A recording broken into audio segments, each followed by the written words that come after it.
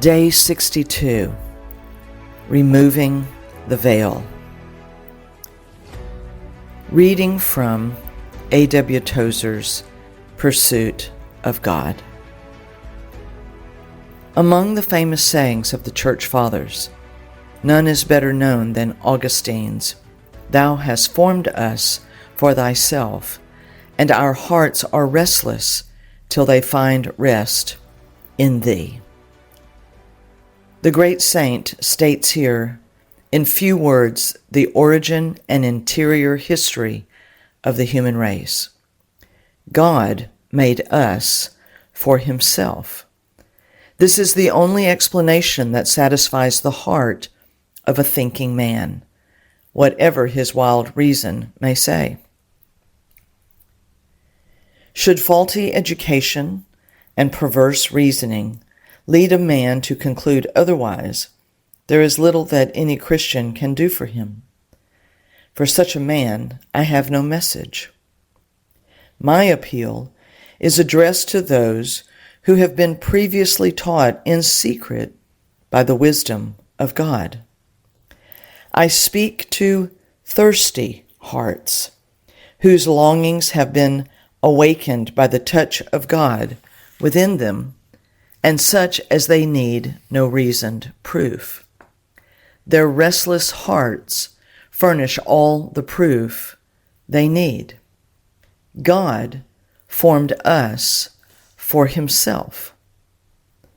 God formed us for his pleasure, and so formed us that we, as well as he, can in divine communion enjoy the sweet and mysterious mingling of kindred personalities. He meant us to see him and live with him and draw our life from his smile. But we have been guilty of that foul revolt of which is spoken when describing the rebellion of Satan and his host. We have broken with God. We have ceased to obey him or love him, and in guilt and fear have fled as far as possible from his presence. Yet, who can flee from his presence when the heaven and the heaven of heavens cannot contain him? When, as the wisdom of Solomon testifies, the Spirit of the Lord filleth the world. The omnipresence of the Lord is one thing, and is a solemn fact necessary to his perfection.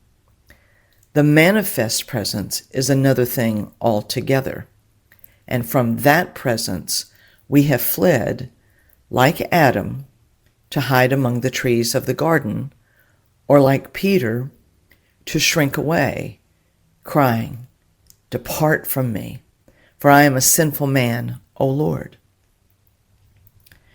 So the life of man upon the earth is a life away from the presence, wrenched loose from that blissful center, which is our right and proper dwelling place, our first estate, which we kept not, the loss of which is the cause of our unceasing restlessness. The whole work of God in redemption is to undo the tragic effects of that foul revolt, and to bring us back again into right and eternal relationship with himself. This requires that our sins be disposed of satisfactorily, that a full reconciliation be effected, and the way opened for us to return again into conscious communion with God, and to live again in the presence as before. Then, by his prevenient working within us, he moves us to return.